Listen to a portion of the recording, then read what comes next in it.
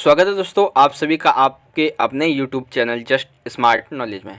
दोस्तों आज की इस नई वीडियो में हम जानेंगे क्लास 11 का हिस्ट्री सब्जेक्ट का चैप्टर 3 जो कि है तीनों महाद्वीपों में फैला हुआ साम्राज्य। तो इसका पार्ट 1 दोस्तों मैंने ऑलरेडी अपलोड कर चुका है, जिसके टॉपिक्स थे जो मैं आपको दिखा देता हूँ, जैसे रोमन साम्राज्य का आरंभिक काल के बारे में, ठीक है, तीसरी शताब्दी के संकट के बारे में। तो ये सभी जो पॉइंट्स थे जो मैंने पिछली वीडियो में कवर कराए वो भी इस वीडियो में भी आपको दिखा देता हूँ, ठीक है। तो अगर अभी तक आपने हमारे चैनल को सब्सक्राइब नहीं किया है तो कर लीजिए, क्योंकि आपको हमारे चैनल पर और भी ऐसे ही इंपॉर्टेंट वीडियोस क्लास 11 से रिलेटेड मिलने वाले हैं। और बहुत जल्दी मैं हिस्ट्री तो करवा ही रहा हूँ, ज्योग्राफी का भी सिलेबस लेके आने वाला हूँ, ठीक है। तो चैनल से जुड़ने के लिए चैनल को अवश्य सब्सक्राइब कर लीजिएगा, ठीक है। चलिए आज के टॉपिक की तरफ बढ़ते हैं और जानते हैं क्या है वो टॉपिक। आज का टॉपिक है रोमन साम्राज्य का आर्थिक विस्तार। 1 मिनट, टॉपिक 4 है। 3 टॉपिक हमने पिछली वीडियो में कवर कर लिए थे। आज का टॉपिक है रोमन साम्राज्य का आर्थिक विस्तार, और भी 2 टॉपिक है इसके बारे में, ठीक है। तो देखिए, रोम साम्राज्य का आर्थिक आधारभूत ढांचा काफ़ी मजबूत था, यानी कि रोमन साम्राज्य के अगर हम आर्थिक आधार की बात करें तो वो काफ़ी मजबूत था। वो कैसे था? वो इस तरह से, बंदरगाह, खाने, खदानें, ईंटें, भट्टी, जैतून का तेल के कारखानों ने अधिक मात्रा में व्याप्त होने, यानी कि जो बंदरगाह हुआ करते थे वो अधिक थे, खाने थी, खदानें थी, ईंटें थे, मतलब ईंटों के भट्टे हुआ करते थे, जैतून के तेल के कारखाने थे वो अधिक मात्रा में हुआ करते थे। तो इनसे क्या होता था, इन पर काम करने की वजह से जो लोग काम करते थे वो कर दिया करते थे, किसको? राजा को, ठीक है। अब कैसे वो देखिए यहाँ पे, 1 मिनट, हाँ। तरल पदार्थों की ढुलाई जिन कंटेनरों में की जाती थी उन्हें एम्फोरा कहा जाता है। जैसे जैतून का तेल हो गया, किसी भी प्रकार का, तो ऐसे तरल पदार्थों की जो ढुलाई यानी कि मतलब उनमें पैक करके जो कंटेनर तक ले जाया जाता था उन्हें कहते थे एम्फोरा। भूमध्य सागर के आसपास हमें जल की शक्ति का प्रयोग अलग अलग तरीक़ों से किया जाता है, यानी कि भूमध्य सागर के आसपास आपको पता है कि जहाँ पे सागर है या नदी है तो वहाँ पे हम उसकी जल जो है उसकी शक्ति का उपयोग हम अलग अलग तरीक़ों के लिए कर सकते हैं, जैसे बांध बनाने के लिए, सिंचाई के लिए, ठीक है, बिजली बनाने के लिए। उस समय बिजली तो बनती नहीं थी, ठीक है, तो उनकी शक्ति का अलग अलग तरीके से प्रयोग करने का हमें साक्ष्य मिलते हैं। पहली और दूसरी शताब्दी के दौरान स्पेन में खनिजों को निकालने के लिए जल की शक्ति का प्रयोग किया जाता था। स्पेन में पहली और शताब्दी के दौरान खनिजों को निकालने के लिए जल की शक्ति का प्रयोग करते थे, ठीक है। उन दिनों स्पेन में उत्पादित जैतून का तेल मुख्य रूप से ऐसे कंटेनरों में लाया जाता था जिन्हें ड्रेसल 20 कहते थे, यानी कि किस समय जब जल की शक्ति का प्रयोग किया जाता था पहली और दूसरी शताब्दी में, तो उस समय ये जो जैतून जो भी तरल पदार्थ है कंटेनरों में लाया जाता था उन्हें कैसे थे? ड्रेसल 20, ठीक है। उसके बाद है कि भिन्न भिन्न प्रदेशों के जमींदार एवं उत्पादक अलग अलग वस्तुओं का बाजार हथियाने के आपस में प्रतिस्पर्धा करते थे, अर्थात जितने भी प्रदेश हुआ करते थे, ठीक है, और वहाँ के जितने भी जमींदार थे, जो भी व्यापारी थे, वो बाजार में जो प्रतिस्पर्धा थी उसको ख़त्म करके अपने आप की जो खुद की बनाई वस्तुएं थी उनको बाजार में स्थापित करना चाहते थे, ठीक है। आगे पॉइंट, 1 सेकेंड, हाँ, आगे पॉइंट है कि परिवर्ती 5वीं शताब्दी और 6ठी शताब्दी में एगियन, यानी कि एक तो 5वीं और 6ठी शताब्दी में एगियन दक्षिणी एशिया, माइनर, तुर्की, सीरिया और फिलिस्तीन व्यापारी, यानी कि ये जो व्यापारी थे एगियन, दक्षिणी एशिया, माइनर, तुर्की, सीरिया और फिलिस्तीन, ये अंगूर, शराब तथा जैतून तेल के प्रमुख निर्यातक बन गए थे। निर्यातक यानी कि दूसरे एक मतलब कि अपने देश से दूसरे देश में भेजने वालों को, ठीक है। तो जबकि भूमध्य सागर के बाजारों में अफ्रीका से लाने वाले कंटेनरों में अचानक कमी आ गई। अब देखिए, जब इतने सारे देश, इतने सारे राज्य, इतने सारे जो साम्राज्य थे, जब वो एक साथ किसी एक चीज़ का व्यापार करेंगे तो सिंपल सी बात है कि बाज़ारों में प्रतिस्पर्धा बढ़ेगी तो पैसा कम होगा तो और जो क्वालिटी होगी वो भी अच्छी होगी। तो ऐसे में जो भूमध्य सागर के बाज़ारों में अफ्रीका का जो कंटेनर जो आते थे, ठीक है, उनमें कमी हो गई, ठीक है। उसके बाद सुगठित वाणिज्यिक व बैंकिंग व्यवस्था तथा धन का व्यापक रूप से प्रयोग, यानी कि वहाँ की जो वाणिज्यिक व बैंकिंग व्यवस्था थी, वाणिज्यिक यानी कि जो बाजारिक यानी मतलब कि जो बाजारिक व्यवस्था थी और जो बैंक की व्यवस्था थी वो धन के रूप में यानी कि बहुत बड़े रूप में व्यापक तौर पे फैल चुकी थी, क्योंकि वो उस समय मुद्रा का धन का अधिक तौर पे प्रयोग किया जाने लगा था। ठीक है। असाधारण उर्वरता के क्षेत्र का होना, यानी कि असाधारणता उर्वरता के क्षेत्र होना, जैसे असाधारण उर्वरता के कारण कुछ क्षेत्र प्रसिद्ध थे। इटली में कैंपेनिया, सिसिली, गैलिली, दक्षिणी गॉल अधिक जनसंख्या के साथ साथ अधिक धनी भी थे।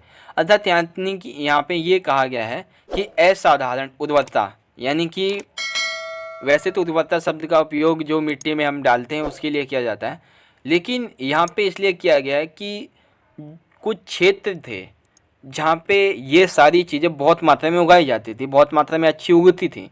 ठीक है। तो ऐसे ही मतलब कि प्रोडक्शन किया जाता था, यानी कि उगाया जाता था, बनाया जाता था। तो इस असाधारण उर्वरता का शब्द का उपयोग इसीलिए किया गया है। अब ऐसी कुछ कंपनियां थीं, जैसे कैंपेली, कुछ क्षेत्र थे जैसे सिसिली, गैलिली, दक्षिणी गोल, ये सभी जो है वो अधिक जनसंख्या तो यहाँ पे अधिक थी ही, साथ ही में ये अधिक धनी भी हुआ करते थे। ठीक है। तो आपको पता चला कि रोमन साम्राज्य में आर्थिक विस्तार कैसा था। मूलभूत ढांचा काफ़ी मजबूत था। ठीक है। कारखाने थे। मतलब कि तरल पदार्थों की ढुलाई के लिए कंटेनर का उपयोग करते थे, जिसे एम्फोरा कहा करते थे। ठीक है। पहली शताब्दी दूसरी शताब्दी में खनिजों को निकालने के लिए किस चीज़ का प्रयोग किया जाता था? जल की शक्ति का। ठीक है। उसके बाद आगे बताया गया है कि रोमन साम्राज्य में श्रमिकों पर नियंत्रण। 5वां पॉइंट है रोमन साम्राज्य में श्रमिकों पर नियंत्रण। तो अभी तो वीडियो शुरू हुई है, अभी 10-15 मिनट और लगेंगे आपको। ठीक है। वीडियो पूरे देख के जाइएगा। ठीक है। तो अगला पॉइंट क्या है? रोमन साम्राज्य श्रमिकों पर नियंत्रण। तो देखिए, श्रमिकों पर नियंत्रण रखने के लिए कई तरीके अपनाए जाते थे, जैसे उन पर निरीक्षण करना, श्रमिकों को समूह में रखना, जंजीर डालकर रखना, दाग करना और ऋण संविदा। अब सारा का सारा जो हमारा लास्ट का मतलब इस टॉपिक का जो सार है, जो रस है, वो इसी में है कि निरीक्षण करने के लिए अलग अलग क्षेत्रों में अलग अलग समूह बनाए जाते थे। श्रमिकों को समूह में रखना, यानी कि एक मतलब कि 4-5 श्रमिकों का एक समूह बना दिया, ताकि जो निरीक्षण करता हो वो एक समूह पे अच्छे से नज़र रख पाए, अच्छे से काम कर रहे हैं, कौन चोरी कर रहा है, कौन क्या कर रहा है। जंजीर डाल कर रखना ताकि कि कोई भाग ना सके। दाग देना अर्थात कोई चोरी करता है या फिर काम करने लायक नहीं रहा है तो उसे भरे बाजार में लेके जाके या ऊंचे स्थान पे लेकर जाके उससे दाग देना, गोले से उड़ा देना। ठीक है। ऋण संविदा, यानी कि अगर कोई ऋण लेता है तो ऋण के द्वारा उस पर नज़र रखी जाती है, वो क्या करता है, कहाँ जाता है, कितना पैसा लेता है, कितना खाता है, ये वो। ठीक है। ऑगस्टस के शासनकाल में इटली में 75 लाख की आबादी में से 30 लाख दास थे। यानी कि ऑगस्टस के शासनकाल में इटली में 75 लाख की जो आबादी थी उसमें 30 लाख, यानी कि देखा जाए तो आधे लोग तो दास ही थे। भाई मजाक हो रहा है क्या? मतलब कि 75 लाख में से 30 लाख लोग दास ही थे। एक तरह से देखा जाए तो सभी लोग दास थे, ऐसे समझ लो। दासों को पूंजी निवेश का दर्जा, अर्थात जो दास हुआ करते थे, मतलब कि जो बड़े बड़े राजा हुआ करते थे, सम्राट हुआ करते थे, वो क्या करते थे, दासों को एक पूंजी निवेश मानते थे। यानी कि मान लीजिए अगर किसी का जन्मदिन मनाया जा रहा है, किसी के यहाँ कोई खेल समारोह मनाया जा रहा है, या फिर किसी के यहाँ पे कोई समारोह किसी भी प्रकार का शादी हुए वगैरह है, तो क्या करते थे ये राजा, दासों को पूंजी निवेश के तौर पे उन्हें बेच देते थे। बस ये होता था। ठीक है। उसके बाद आता है क्रूरतापूर्ण व्यवहार। उच्च वर्ग के लोग जो होते थे वो श्रमिकों एवं दासों से क्रूरतापूर्ण व्यवहार किया करते थे, क्योंकि भाई अब मान लीजिए कोई ऐसा बंदा है जिसके पास करोड़ों रुपए है, कोई गरीब है, तो अभी के टाइम पे आप ये अंदाज़ा लगा सकते हैं कि इस बंदे की इसके प्रति क्या नज़रिया होगा, क्या व्यवहार होगा। ठीक है। अगर वो बंदा यहाँ पे थोड़ा ब्लाइंड माइंडेड है, यानी कि उसका दिमाग तो ठीक है, मतलब वो गरीबों से नफरत करता है, तो उस तौर पे। ठीक है। जबकि जो निम्न वर्ग के लोगों के दासों के प्रति व्यवहार सहानुभूति थे, नहीं बल्कि किताब पर आधारित। बल्कि जो निम्न वर्ग के लोग के दास हुआ करते थे, यानी कि जैसे दास हैं और जो निम्न वर्ग के लोग होते थे उनका इनके प्रति जो व्यवहार था वो सहानुभूति आधारित था। ठीक है। उसके बाद मुक्त दास। अब देखिए, एक तो हुआ करते थे मुक्त तथा दास, दोनों प्रकार के श्रमिकों के लिए निरीक्षण सबसे महत्वपूर्ण पहलू था। निरीक्षण को सफल बनाने के लिए कामगार को छोटे दलों में विभाजित कर दिया जाता, छोटे दलों यानी कि छोटे समूहों में विभाजित कर दिया जाता था। ठीक है। अब देखिए, यहाँ पे कुछ लोग हैं जिन्होंने समूह में कहने की बात की, कुछ ने नहीं। तो एक है कोलू मेल्ला, इन्होंने 10-10 श्रमिकों के समूह बनाने की सिफारिश की थी और यह दावा किया था कि इन छोटे छोटे समूह में यह बताना अपेक्षाकृत आसान होगा कि उनमें कौन काम कर रहा है और कौन काम चोरी कर रहा है। तो ये कहना था कोलू मेल्ला का सॉरी। उसके बाद है कि वरिष्ठ प्लिनी, एक यानी कि एक ये है वरिष्ठ प्लिनी, एक प्रकृति विज्ञान के लेखक थे। इन्होंने दास समूहों के प्रयोग की यह कह के कि उत्पादन आयोजित करने का सबसे खराब तरीका है, क्योंकि इस प्रकार अलग अलग समूहों में काम करने वाले दासों को आमतौर पर पैरों में जंजीर डालकर रखा जाता है। यानी कि प्लिनी ने कोल्लू मेला का जो बयान था उसको खारिज करते हुए ये कहा कि अलग अलग समूहों में काम करने वाले दासों को आमतौर पर जंजीर में डालकर रखा जाता है, इसलिए उन्होंने इनके प्रवचन को ठुकरा दिया। किसने? कोलू मेला ने ये कहा और वरिष्ठ प्लिनी ने इसका बहिष्कार किया। ठीक है, ये तो उदाहरण बताया मैंने।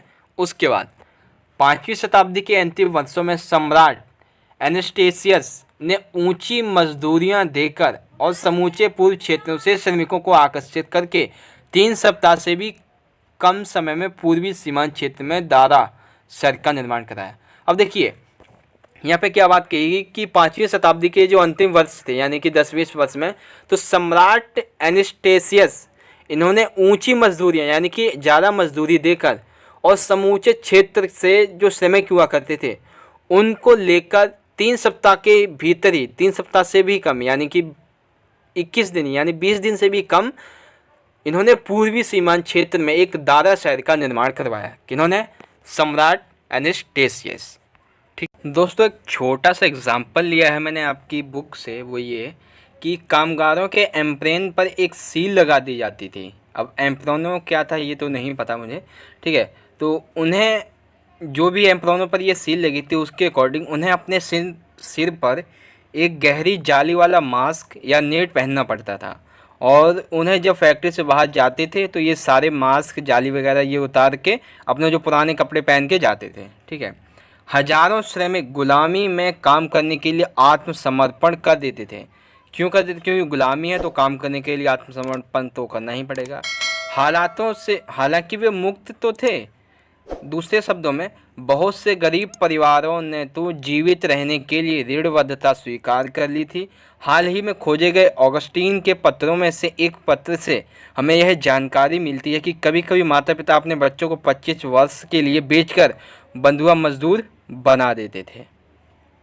तो ये कुछ चीज़ें हैं जो उदाहरण के तौर पे हम ले सकते हैं कि उस समय जो बंधुआ मजदूरी थी, जो श्रमिकों पर नियंत्रण जो है वो रखा जाता था, किस तरह से रखा जाता था। ठीक है, तो दूसरा टॉपिक था हमारा रोम साम्राज्य में श्रमिकों पर नियंत्रण। ये आपको पता चला कैसे रखा जाता था। ठीक है, आगे बढ़ते हैं। जो आज का हमारा तीसरा टॉपिक है यानी कि हमारा जो छठा टॉपिक है वो क्या है? रोमन साम्राज्य की सामाजिक श्रेणियाँ। तो सामाजिक श्रेणियों के बारे में क्या जानेंगे, आइए देखते हैं। सबसे पहले तो एक स्क्रीनशॉट है आपकी किताब से ही कि देखिए, इतिहासकार टैसिटस ने प्रारंभिक साम्राज्य के प्रमुख सामाजिक समूहों को वर्णन कुछ इस तरह से किया है। सबसे पहले सेनेटर के बारे में। तो सेनेटर जो कि एक पैट्रियस शब्द है जिसका शाब्दिक अर्थ होता है पिता। फिर आता है अश्वरोही, ये वर्ग का प्रमुख सदस्य होता था तो जनता का सामान्य वर्ग जिनका संबंध महान घरानों से यानी कि सम्राटों से हुआ करता था। फूहड़ नियंत्रण वर्ग यानी कि, और फिर आता है ये वाला फूहड़ नियंत्रण वर्ग, अर्थात ये वो वर्ग होता था जो कमानी कारू होता था। अब ये क्या चीज़, निम्न वर्ग का होता था बेसिकली। ठीक है, तो उनके अनुसार सर्कस और थिएटर यानी कि वहाँ या फिर तमाशा दिखाया जाता था आदि हुआ करते थे। और अंततः दास आते, यानी कि देखा जाए तो कुछ समूह थे। एक तो था सेनेटर, एक था अश्वरोही, एक था फूहड़, ठीक है, एक था दास।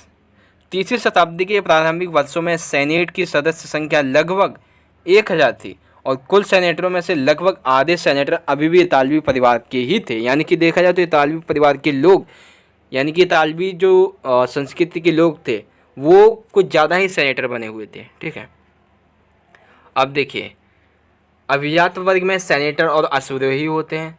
मध्यम वर्ग में नौकरशाही, सेना और बड़े सौदागर और किसान होते हैं। निम्नतम वर्ग में ग्रामीण का जो ग्रामीण श्रमिक होते हैं वो होते हैं। तो 3 वर्ग हो गए, कौन कौन से हो गए?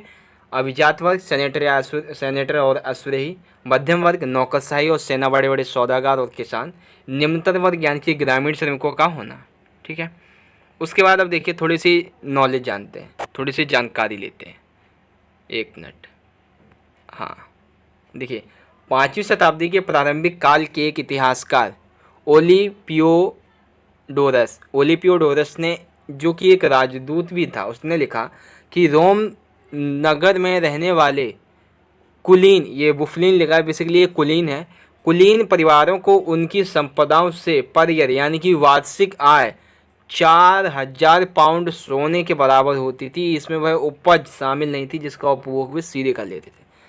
अर्थात 5वीं शताब्दी के जो प्रारंभिक काल थे उस समय का एक जो इतिहासकार है ओलिपियोडोरस, इसने जो कि एक राजदूत भी था, उसने लिखा कि रोमन नगर में रहने वाले जो कुलीन परिवार थे, केवल यहाँ पे कुलीन परिवार की संपदाओं की बात करें तो जितना वो खर्च करते थे उसके अलावा उनकी जो बचत थी वो सालाना 4000 पाउंड सोने के बराबर होती थी। ठीक है, तो बहुत बड़ी बात है ये। उसके बाद यहाँ की मौद्रिक प्रणाली की बात करें कि उस समय मौद्रिक प्रणाली क्या थी, तो प्रथम 3 शताब्दियों में स्पेन को खानों से चांदी ना मिलने की वजह से मौद्रिक प्रणाली समाप्त हो गई। कॉन्स्टेंटाइन ने सोने पर आधारित मौद्रिक प्रणाली की शुरुआत की। तो देखिए, प्रथम 3 शताब्दियों में स्पेन को खानों, जो स्पेन की जो खाने, मतलब प्रथम 3 शताब्दियों में स्पेन को चांदी नहीं मिल रही थी कहीं से भी, ना खानों से ना किसी देश से, जिसकी वजह से मौद्रिक प्रणाली समाप्त हो गई। वहीं जब कॉन्स्टेंटाइन ने, यानी कि एक दूसरा शासक आया कॉन्स्टेंटाइन ने सोने पर आधारित एक नई मौद्रिक प्रणाली की शुरुआत की। अभी हम जानेंगे आगे इसके बारे में पूरी तरीके से। ठीक है, उच्च अधिकारी और गवर्नर लूट खसोट और लालच के लिए कुख्यात हो गए, लेकिन सरकार ने इस प्रकार के भ्रष्टाचार को रोकने के लिए बार बार हस्तक्षेप किया। यानी कि जो उच्च अधिकारी, यानी कि जो कुलीन वर्ग हो गया या फिर जो गवर्नर हो गए, तो ये क्या थे, लालच के लिए और लूट के लिए, ठीक है, इन सभी के लिए लोगों में कुख्यात हो गए, यानी कि विख्यात हो गए। लेकिन सरकार ने इन सभी को रोकने के लिए, ऐसे भ्रष्टाचार को रोकने के लिए बार बार हस्तक्षेप किया, लेकिन ये फिर भी नहीं रुकते थे। ठीक है, आगे आमतौर पर सरकार विरोध का उत्तर हिंसात्मक कार्रवाई से देती थी, विशेष रूप से पूर्वी भाग के शहरों में जहां लोग अक्सर निडर होकर सम्राटों का मजाक उड़ाया करते थे। देखिए, आमतौर पर क्या होता था कि जो भी सरकार, मतलब आमतौर पर सरकार विरोध का, यानी सरकार का विरोध करने के लिए जनता के पास क्या होता है, हिंसात्मक कार्रवाई करने का होता है तरीका। वहीं विशेष रूप से अगर हम पूर्वी भागों की बात करें, रोमन साम्राज्य के पूर्वी भागों की बात करें, पूर्वी शहरों की बात करें, तो यहाँ पर लोग जो है वो सम्राटों का मजाक उड़ाया करते थे, वो निडर हो गए। अब वो कैसे, देखिए 4वीं शताब्दी तक आते आते रोमन कानून की एक प्रबल परंपरा का उद्भव हो चुका था। उसने सर्वाधिक भयंकर सम्राटों पर भी अंकुश लगाने का काम किया था। 4वीं शताब्दी तक आते आते रोमन साम्राज्य की एक ऐसी परंपरा का उद्भव हुआ, यानी कि एक ऐसी परंपरा आई सामने जिसने जो भयंकर सम्राट हुए थे, यानी कि जो कि निरंकुश शासक थे, उन पे अंकुश लगाने का काम किया। सम्राट लोग अपनी मनमानी नहीं कर सकते थे और ना ही अधिकारों की रक्षा के लिए कानून का सक्रिय रूप से प्रयोग किया जाता था। यानी कि जो नागरिक थे उनके अधिकारों की रक्षा के लिए कानून का सक्रिय रूप से प्रयोग किया जाता था। कई विद्वानों ने तो उसका विरोध किया, जो कि सरकार को बिल्कुल भी पसंद नहीं था। वो इसका जवाब विद्रोही तरीके से देती थी। अर्थात जो कई विद्वान थे उन्होंने इस चीज़ का विरोध किया। किस चीज़ का? जो भी मैंने ऊपर बताया। अर्थात ये वाला जो पॉइंट है इसके बारे में कहते हैं कि जो विद्वान है इसका विरोध करते हैं, लेकिन सरकार को बिल्कुल भी ये पसंद नहीं है कि कोई भी इसका विरोध करे, तो उसकी वजह से विद्रोह कर देते थे। कौन? सरकार भी विद्रोह कर देती थी, विद्वान भी विद्रोह कर देते थे, जनता भी विद्रोह कर देती थी। इस तरह से होता था। ठीक है, तो आपको पता चला कि एक सेकेंड, ये वाला पॉइंट, रोमन साम्राज्य की सामाजिक श्रेणियाँ। तो 3 वर्ग हुआ करते थे, अभिजात वर्ग, मध्यम वर्ग और निम्न वर्ग। अभिजात वर्ग में सेनेटर और रसोई, मध्यम वर्ग में नौकरशाही और सेना, बड़े सौदागर और किसान, निम्नतर वर्ग में ग्रामीण श्रमिक का होना। ठीक है, उसके बाद जो कुलीन परिवार के लोग होते थे उन्हें पर ईयर 4000 पाउंड सोने के बराबर आय होती थी।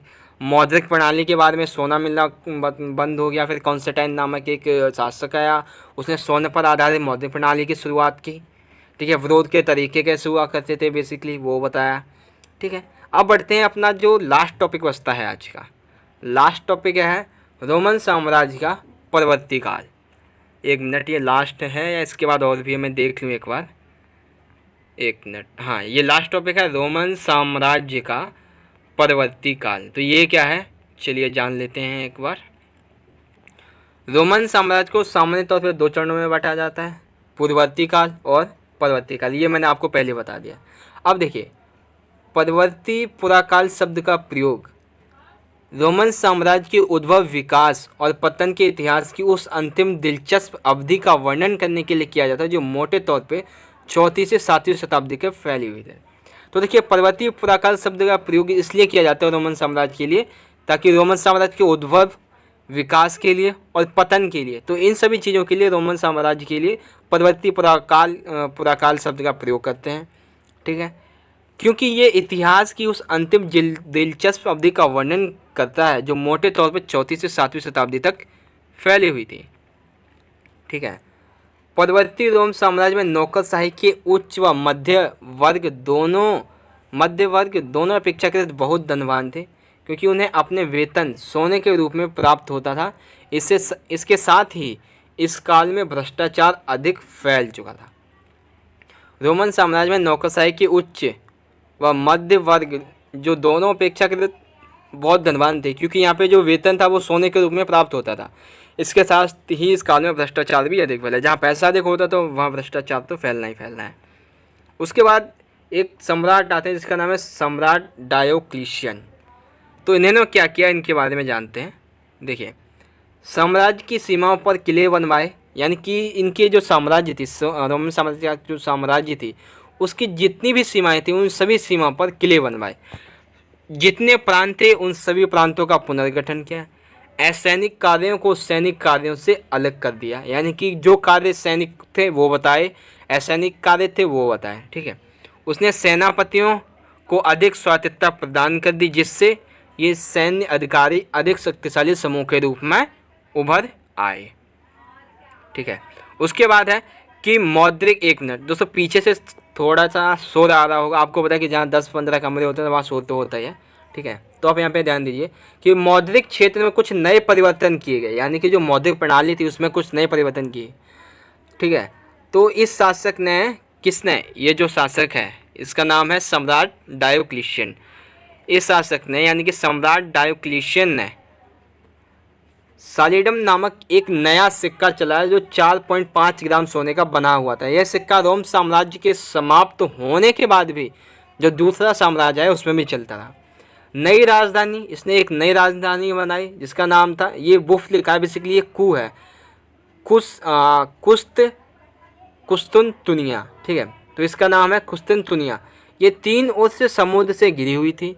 चूँकि नई राजधानी के लिए नई सेनेट की जरूरत थी, इसलिए 4वीं शताब्दी में शासक वर्गों का बड़ी तेजी से विस्तार हुआ। तो देखिए, नई राजधानी जिसका नाम था कुस्तुनतनिया। ठीक है, तो ये तीनों ओर से समुद्र से घिरी हुई होती थी। चूँकि ये नई राजधानी के लिए नई राजधानी थी तो इसके लिए नए सेनेट भी चाहिए थे, इसलिए 4वीं शताब्दी में शासक वर्ग का तेजी से विस्तार हुआ। उसके बाद मिस्र में परवर्ती शताब्दियों के पेपाराइस पौधे के पत्ते लिखे हुए सैकड़ों दस्तावेज मिले हैं, जिनसे पता चलता है कि तत्कालीन समाज अपेक्षाकृत, यहाँ पे लिखा है अपेक्षाकृत, अधिक खुशहाल था। जहाँ मुद्रा का व्यापक रूप से इस्तेमाल होता था वो, और ग्रामीण संप्रदाय भारी मात्रा में सोने के रूप में लाभ प्राप्त करते थे। तो ये कहाँ की बात पता चलती है, हमें मिस्र के बारे में। ठीक है, उसके बाद यूनान और रोमवासियों की परंपरा सांस्कृतिक बहुदेववादी थी। यानी कि जो यूनान थे और रोमवासी थे, इनकी जो परंपरा थी वो बहुदेववादी थी। कैसे? ये लोग अनेक पंथों एवं उपासना में विश्वास रखते थे, जैसे जुपिटर, जूनो, मिनर्वा और मार्स जैसे अनेक रोमन इतालवी देवों और यूनानी तथा पूर्वी देवी देवताओं की पूजा किया करते थे। अर्थात यूनान और रोमवासियों की परंपरा जो थी वो सांस्कृतिक बहुदेववादी थी। वो कैसे पता चलती कि ये जो लोग थे वो अनेक पंथों एवं उपासना में विश्वास रखते थे, और जैसे जुपिटर हो गए, जूनो हो गए, मिनर्वा हो गए, मार्स हो गए, ऐसे अनेक इतालवी देवों को और जो यूनानी तथा पूर्वी देवी देवताओं थे उनकी पूजा किया करते थे, जिसके लिए उन्होंने साम्राज्य भर में हजारों मंदिर, मठ और देवालय बनवाए थे। ठीक है, ये बहुदेववादी स्वयं को किसी नाम से नहीं पुकारते थे, यानी कि जो बहुदेववादी लोग थे ये स्वयं को किसी नाम से नहीं पुकारते थे। रोमन साम्राज्य का एक अन्य बड़ा धर्म था यहूदी। रोमन साम्राज्य का एक खुद का ही एक सबसे बड़ा जो धर्म यहाँ पे माना जाता है वो माना जाता था यहूदी। ठीक है, उसके बाद है अरब प्रदेश से शुरू होने वाले इस्लाम के विस्तार को प्राचीन विश्व इतिहास की सबसे बड़ी राजनीतिक क्रांति कहा जाता है। अर्थात जो अरब प्रदेश से शुरू होने वाला इस्लाम है, जब रोमन साम्राज्य का विस्तार, रोमन साम्राज्य खत्म हो गया, ठीक है, उसके बाद जो अरब प्रदेश था, यानी कि रोमन साम्राज्य के तौर पे या रोमन साम्राज्य के बाद में जो अरब प्रदेश था, उस समय प्राचीन विश्व इतिहास की सबसे बड़ी राजनीतिक क्रांति इसे ही कहा जाता है। 642 तक जब पैगंबर मोहम्मद की मृत्यु को मुश्किल से 10 साल हुए थे, पूर्वी रोमन और ससानी दोनों राज्यों के बड़े बड़े भाग भीषण युद्ध के बाद अरबों के कब्जों में आ गए थे। ठीक है, तो अब इन अरबों के बारे में हम अगले चैप्टर में पढ़ेंगे। ठीक है, तो आज का जो हमारा ये वीडियो था इसे ख़त्म करते हैं, लेकिन ख़त्म करने से पहले सभी टॉपिक्स, सभी पॉइंट्स, हर एक टॉपिक के मैं आपको दोबारा दिखाता हूँ। देखिए पॉइंट 7, टॉपिक 7 है रोमन साम्राज्य का परवर्ती काल।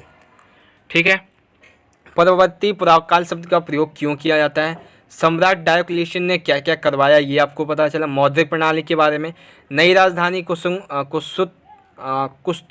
कुस्तुनतनिया इसके बारे में आपको पता चला, मिस्र के लोगों के बारे में आपको पता चला, यूनान के जो रोमवासी थे वो पारंपरिक रूप से सांस्कृतिक बहुदेववादी थे, अरब प्रदेश के बारे में आपको बातें पता चली। ठीक है, तो दोस्तों मैं आशा करता हूँ कि आपको ये वीडियो पसंद आई होगी। वीडियो अच्छी लगी तो लाइक, शेयर, कमेंट और चैनल को सब्सक्राइब जरूर करना। उसके बाद जो है वो दूसरा हमारा टॉपिक आता है ये वाला, जो कि है कि एक मिनट, रोमन साम्राज्य सामाजिक श्रेणियाँ। ठीक है, तो सामाजिक श्रेणियों में अभिजात वर्ग था, मध्यम वर्ग था और निम्नतम वर्ग था। ठीक है, 5वीं शताब्दी में कुलीन वर्ग को क्या आय होती थी ये आपको पता चली, मौद्रिक प्रणाली के बारे में आपको पता चला। ठीक है, सरकार के विरोध के तरीकों के बारे में आपको पता चला। ठीक है, तो आई होप दोस्तों कि ये वीडियो आपको पसंद आई होगी। अगर आपको ये वीडियो पसंद आई है तो अपने दोस्तों के साथ ज़्यादा से ज़्यादा शेयर करना, और आप हमारे चैनल से जुड़ना चाहते हैं तो जिस तरह से मैं सब्सक्राइब कर रहा हूँ वैसे सब्सक्राइब करके आप हमारे चैनल से जुड़ सकते हैं। तो चलिए दोस्तों, मिलेंगे अगली वीडियो में अगले चैप्टर के साथ। तब तक के लिए आप पढ़ते रहिए, अपना ख्याल रखिए। धन्यवाद। जय हिंद, वंदे मातरम।